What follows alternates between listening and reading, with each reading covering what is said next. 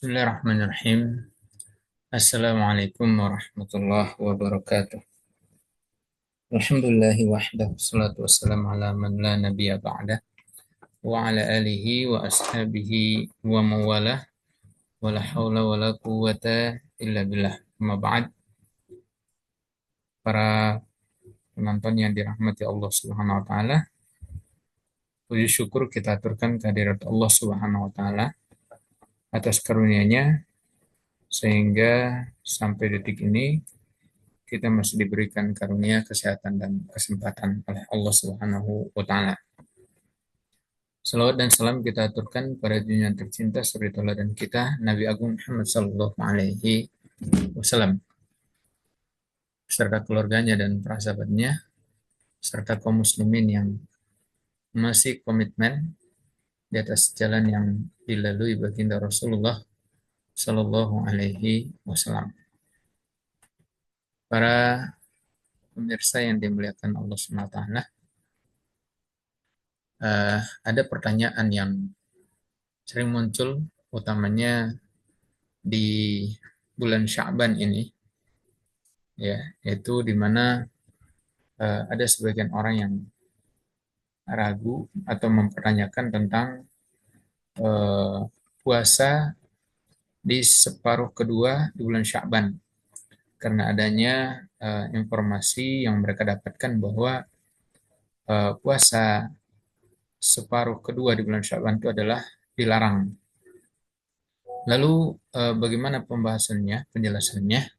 Ya, kita insya Allah pada kesempatan ini saya akan membahas berdasarkan apa yang tertulis dalam sebuah website tentang tanya jawab Islam berkaitan dengan hukum puasa di separuh kedua bulan Sya'ban. Ya. Jadi pertanyaannya adalah apakah boleh berpuasa setelah nisfu Sya'ban, ya, artinya separuh pertama bulan Sya'ban, ya, karena penanya ini mendengar bahwa Nabi Shallallahu Alaihi Wasallam melarang untuk berpuasa setelah separuh pertama, ya. Nah, secara singkat jawabannya seperti ini yang diberikan oleh penulis, ya, bahwa memang dilarang untuk berpuasa di bulan atau separuh kedua bulan Sya'ban, ya, baik larangan itu bersifat makruh atau bersifat haram secara hukum, kecuali bagi yang terbiasa puasa, ya, atau dia menyambung puasa sebelumnya, ya, ya tentu hikmahnya adalah bahwa Nabi Shallallahu Alaihi Wasallam melarang untuk menyambung, ya, puasa agar tidak lemas, ya, ketika memasuki ibadah puasa di bulan Ramadan. Baik, itu secara ringkas ya jawabannya. Nah, bagaimana penjelasan para ulama kita? Mari kita lihat, ya, berkaitan dengan hadis yang berbicara tentang puasa separuh kedua di bulan Sya'ban. Diriwayatkan Abu Daud, kemudian Imam Tirmidzi dan Ibnu Majah dari Abu Hurairah radhiyallahu taala anhu bahwasanya Rasulullah Shallallahu alaihi wasallam bersabda, apabila telah masuk pertengahan Sya'ban, maka janganlah kalian berpuasa.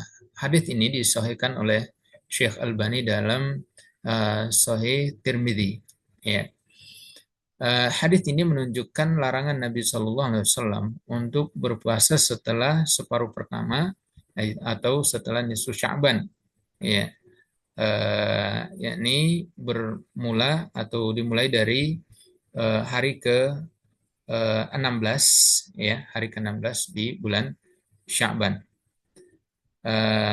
Namun ada hadis lain yang menunjukkan tentang bolehnya berpuasa di separuh kedua atau setelah nisfu Sya'ban, ya. Dalam bahkan hadisnya di riwayat Bukhari, ya, dan Muslim dari Abu Hurairah radhiyallahu taala anhu, ya, beliau mengatakan Rasulullah Shallallahu Alaihi Wasallam bersabda, janganlah kalian mendahului Ramadan dengan puasa sehari atau 2 hari, kecuali seseorang yang sebelumnya dia berpuasa, ya artinya dia terbiasa puasa, ya maka boleh untuk dia puasa sehari atau 2 hari sebelum masuk Ramadan. Nah, hadis ini menunjukkan bahwa puasa setelah nisfu Sya'ban itu boleh bagi orang yang terbiasa puasa sebelumnya.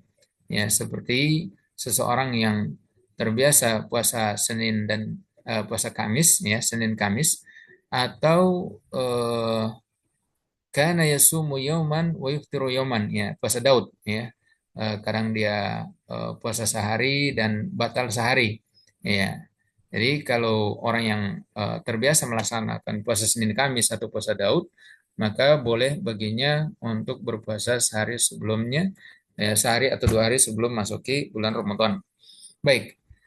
Kemudian riwayat Bukhari dan Muslim dari Aisyah radhiyallahu taala anha, beliau mengatakan adalah Rasulullah sallallahu alaihi wasallam berpuasa di bulan Sya'ban itu semuanya. Ya, beliau berpuasa Sya'ban kecuali sedikit saja. Hadis ini adalah merupakan lafal Muslim. Al-Imam An-Nawawi ini dari madhab Syafi'i mengatakan ungkapan Aisyah radhiyallahu taala anha bahwa Nabi SAW berpuasa di bulan Sya'ban semuanya, ya, beliau berpuasa kecuali sangat sedikit, ya. Jadi kalimat yang kedua itu merupakan tafsir dari kalimat pertama, ya. Aisyah mengatakan kana yasum Sya'ban kullah. Beliau puasa Sya'ban semuanya. Kemudian kalimat yang kedua kana yasumuhu illa qalilan. Beliau berpuasa kecuali sedikit sekali. Ya, jadi kalimat yang kedua ini menjadi penafsir dari kalimat yang pertama. Wa bayan anna qaulahu kullahu, ya, ini juga penjelasan bahwa kalimat yang kedua ini merupakan penjelasan bahwa ungkapan Aisyah radhiyallahu taala anha semuanya ini menunjukkan secara umum atau kebanyakan, ya, ghalibu, ya, jadi kebanyakan di bulan Sya'ban itu Nabi SAW berpuasa di hari-harinya. Fahadzal hadis yadullu ala jawazi siyami ba'da nisfi Sya'ban. Jadi hadis ini menunjukkan tentang bolehnya berpuasa setelah nisfu Sya'ban. Tetapi walakin, ya, ini bagi orang yang menyambung puasa sebelum nisfu Sya'ban. Baik. Dalam apa namanya mazhab Syafi'i, ya, ulama-ulama Syafi'iyah itu mengamalkan hadis ini secara keseluruhan. Ya, mereka artinya hadis yang menyebutkan tentang larangan, kemudian hadis yang menunjukkan tentang kebolehan. Ya, mereka mengatakan la yajuzu ayyasuma ba'da nisfi min Sya'ban illa liman kana lahu 'adah.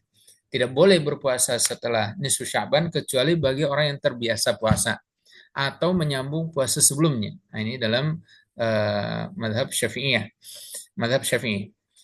Hadha huwa al-asah, dan Imam Nawawi mengatakan inilah pendapat yang paling kuat, ya, atau penulis ini yang menjawab pertanyaan ini mengatakan inilah pendapat al-asah inda aktsarihim, ya, yang paling sahih dari menurut kebanyakan, ya, ulama Syafi'iyah, bahwa larangan itu untuk menunjukkan pengharaman. Jadi haram hukumnya berpuasa setelah nisfu Sya'ban. Kemudian zahaba ba'duhum, ya, karoyani, ya, sebagian mereka berpendapat seperti Ar-Royani bahwa larangan di sini menunjukkan makruh, ya, bukan untuk menunjukkan pengharaman. Jadi tidak sampai haram, tapi dia hukumnya adalah makruh saja. Ini sebagaimana disebutkan dalam kitab Fathul Bari Syarh Sahih Bukhari. Kemudian Al-Imam An-Nawawi rahimahullah dalam kitab Riyadhus Shalihin, ya, menyebutkan salah satu babun nahi an taqaddumi Ramadan bisaumin ba'da nisfi Sya'ban illa liman wasalahu bima qablahu aw wafaqa 'adatan lahu bi an kana 'adatuhu saumal itsnaini wal khamis. Ya. dalam Riyadhus Shalihin ada bab ya tentang larangan mendahului Ramadan dengan puasa setelah nisfu Sya'ban, kecuali bagi yang menyambung ya puasa sebelumnya atau bertepatan dengan kebiasaan dia puasa Senin dan puasa Kamis. Ya, baik. Sekarang kita lihat ara'ul ulama haula haditsin nahi an siyamin nisfi tsani min Sya'ban. Pendapat para ulama tentang eh, apa apa hadis ya, tentang hadis larangan puasa setelah nisfu Sya'ban atau separuh kedua di bulan Sya'ban. Jumhur ulama ya melemahkan hadis tentang larangan ya, larangan berpuasa setelah nisfu Sya'ban ya. Sebagai dalilnya mereka mengatakan la yukrahu asyamu ba'da nisfi Sya'ban ya.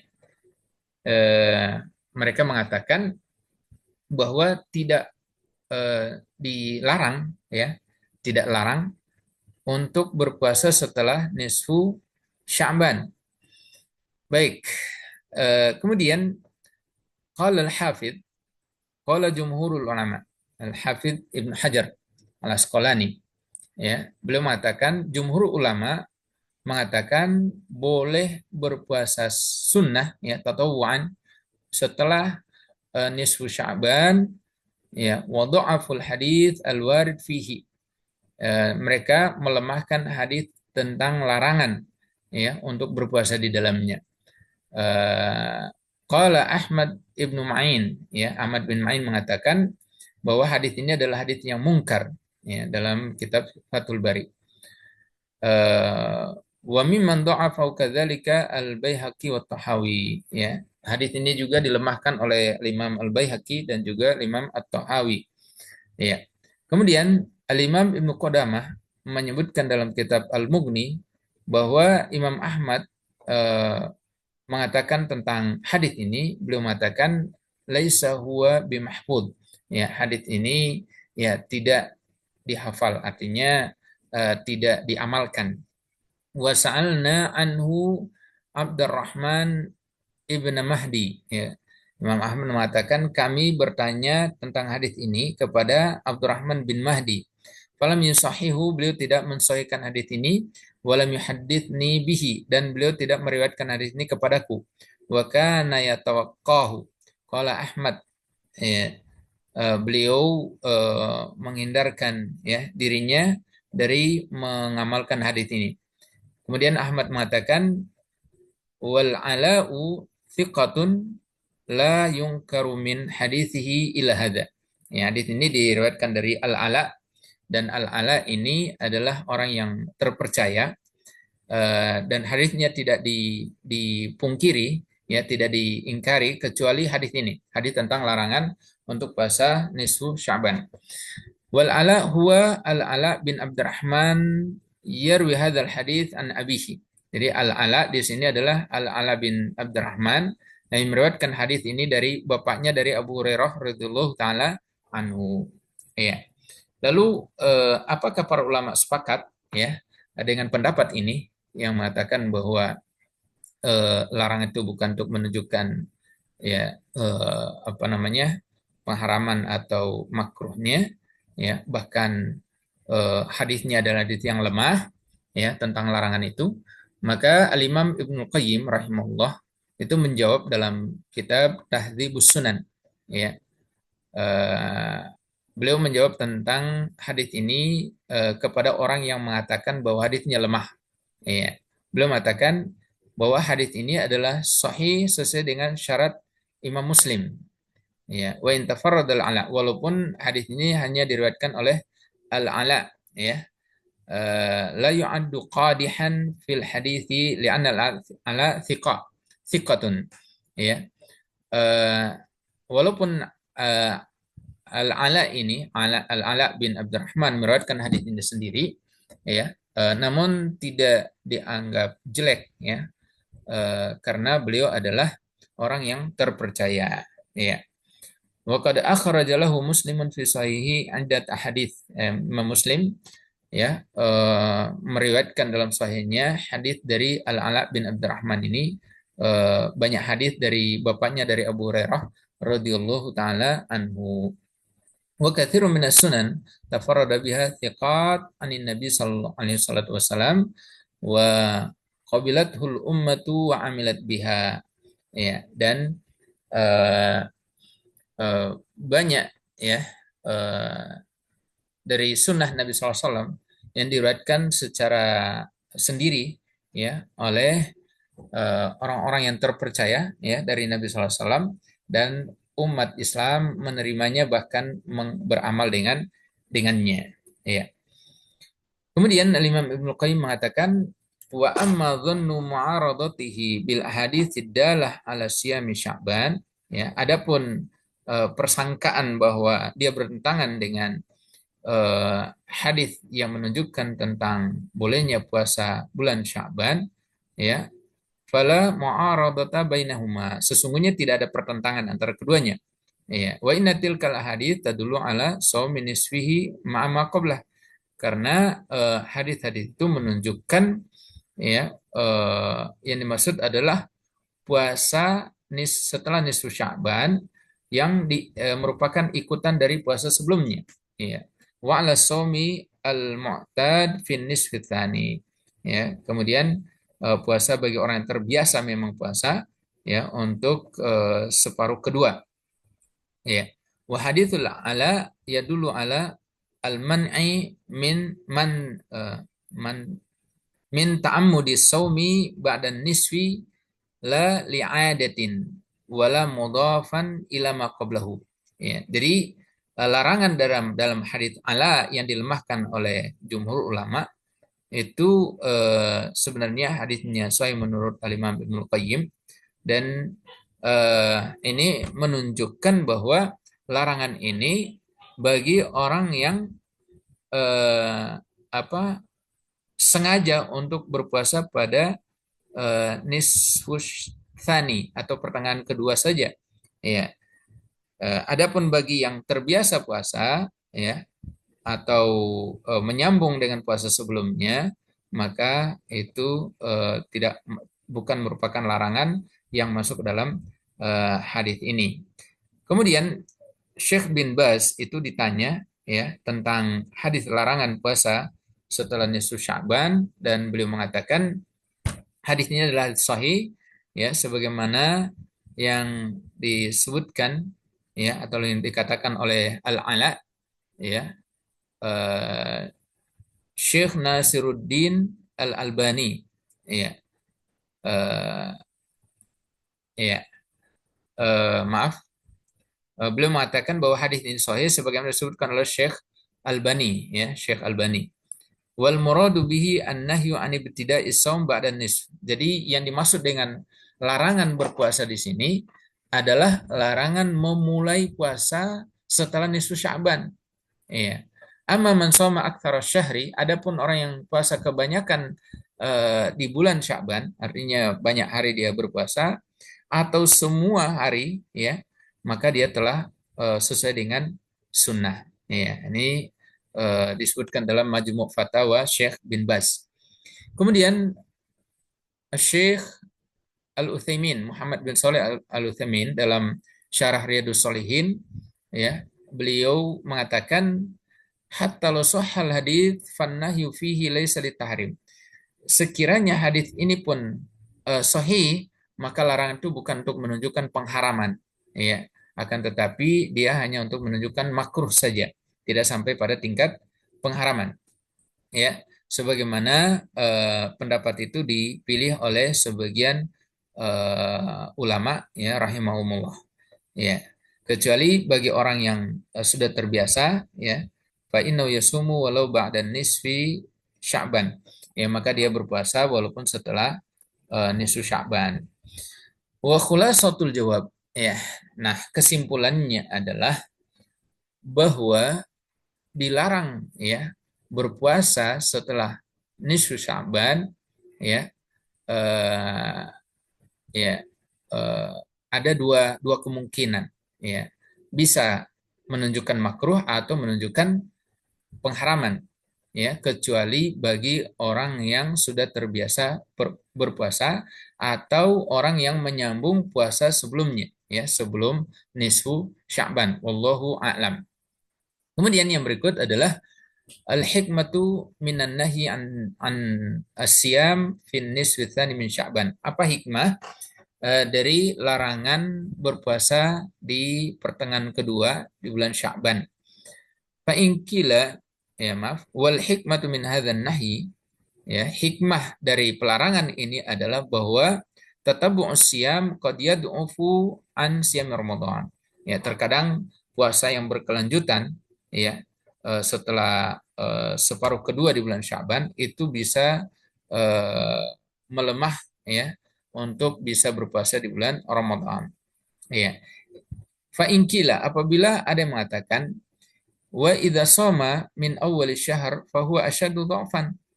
Ya, kalau itu alasannya tentu orang yang berpuasa dari awal Sya'ban ya pasti lebih lebih besar kemungkinan untuk dia bisa lemah, ya. Fal jawabu, maka jawabannya adalah anna man shoma min awwal Sya'ban yakunu qad i'tada 'ala siyam. Ya, bahwa orang yang berpuasa sejak awal bulan Sya'ban dia sudah terbiasa, ya. Fa eh, ya, taqillu alaihi masyaqqatus siyam, sehingga ringan baginya untuk berpuasa, ya, ringan baginya berpuasa, ya. Qala al-Qari mengatakan wan nahyu litanzih, ya. Jadi larangan di sini adalah untuk, ya, litanzih, eh, bukan untuk tahrim, ya, rahmatan alal ummati ayyadufu an haqqil qiyam, ya, sebagai bentuk kasih sayang terhadap umat ini supaya mereka tidak lemas, ya, eh, ketika masuk bulan Ramadan, ya, untuk menjalankan puasa di bulan Ramadan, ya, sehingga betul-betul bersemangat. Amma man shoma Sya'ban kullahu, ya, fata'awwadu fayata'awwadu bisawmi wa yazulu anhu al-kulfah. Adapun orang yang berpuasa sejak awal bulan Sya'ban, ya, maka dia sudah terbiasa puasa dan tidak ada beban baginya. Baik, para pendengar sekalian, penonton sekalian, bahwa kesimpulannya adalah pertanyaan sampai kepada kami, apakah boleh puasa di setelah nisfu Sya'ban, ya, sesuai dengan jawaban yang tadi sudah kita jelaskan bahwa boleh, ya, kita berpuasa, ya, di bulan